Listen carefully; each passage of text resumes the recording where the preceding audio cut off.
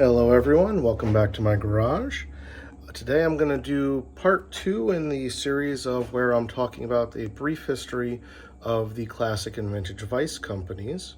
Today I'm going to talk about the Charles Parker Company. I've got my iPad up with my cheat sheet here, which is awesome, because keeping everything in your head, let's face it, we all forget things.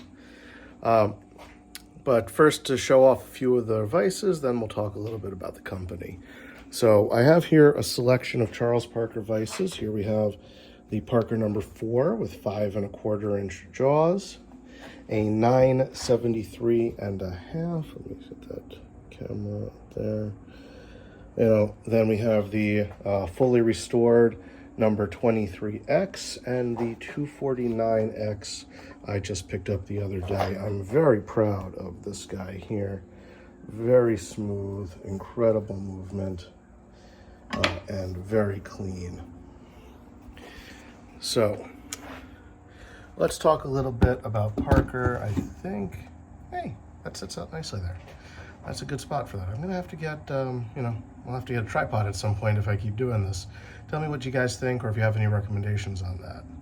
So the Charles Parker Company is one of the oldest tool manufacturing companies that was here in the United States. Charles Parker himself was born in, the company, was formed in 1832, almost 200 years ago, in Meriden or Meridian, Connecticut. I've been told it could be pronounced either way, even though I'm close by, I always screw that up. So don't yell at me or tell me what your favorite pronunciation of that is. They were done by the Parker brothers. They worked with a number of tools. They even made special brass fixtures and tables, but they are absolutely most well known for their vices. In the mid-1800s, they came out with some of their classic designs, which is like this number 4 that I have here, which is probably from about the 1880s.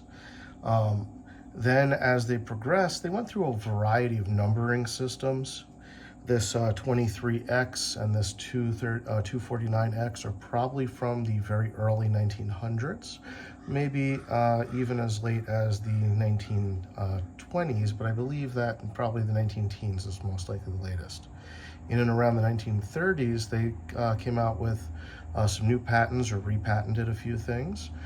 They also have a cam system for their lock on their swivel base, similar to a car that has a wedge that comes down and that pushes it aside to hold that there. So they're considered some of the best vices out there. The Charles Parker vices today, for people who are using machine tools, using vices, are actually considered probably in the top 4 or 5 brands of vices made in the world ever. Depending on who you ask me, Athol and Starrett are the number 1. Parker is going to be in there as well, as will Reed.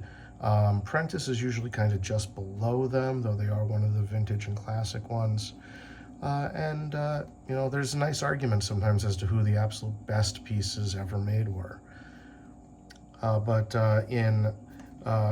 the vices in 1868 is when they started making their vices, and they made fixtures.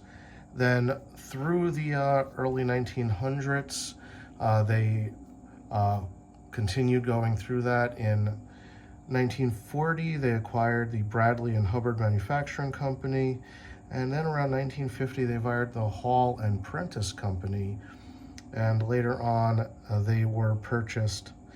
Parker itself, as they kind of fell down out of there, they were purchased by the Union Manufacturing Company in the 1950s. They still produced vices which said Parker Vise, manufactured by Union.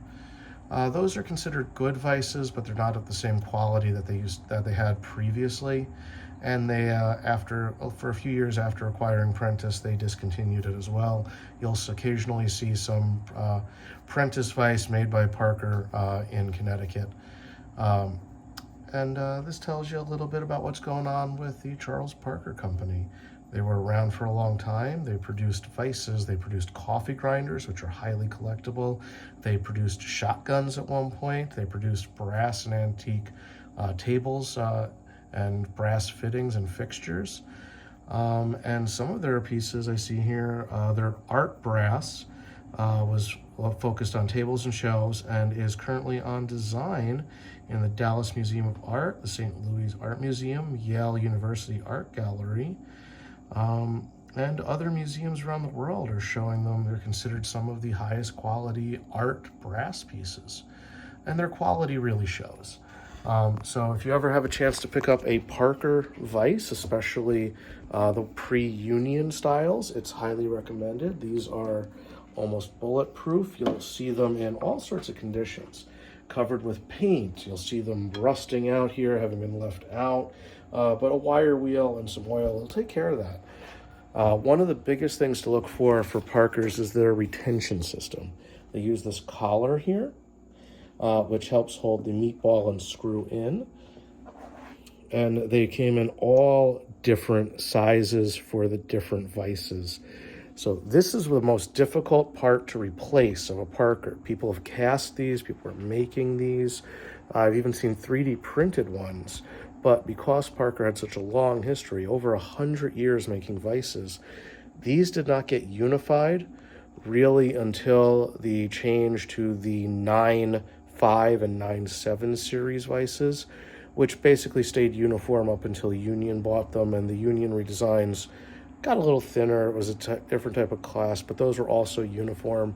Anything before the 9 series, these were different sizes and shapes for each one, as you can see, and thus they are very, very hard to replace. So if you ever come across a Parker and it doesn't have a collar or a broken collar, be aware that if you want it complete, I'd recommend passing on that one unless it's a steal of a price. Tell me what you want to hear next. I'm thinking Reed Vise Manufacturing might be the next company to talk about, or Prentice. Which of those two would interest you guys the most? And did I miss any details? Did I go too fast? Do drop a like and subscribe if you want. I would love to see this channel grow. And as always, have an awesome time looking with your antique tools, guys.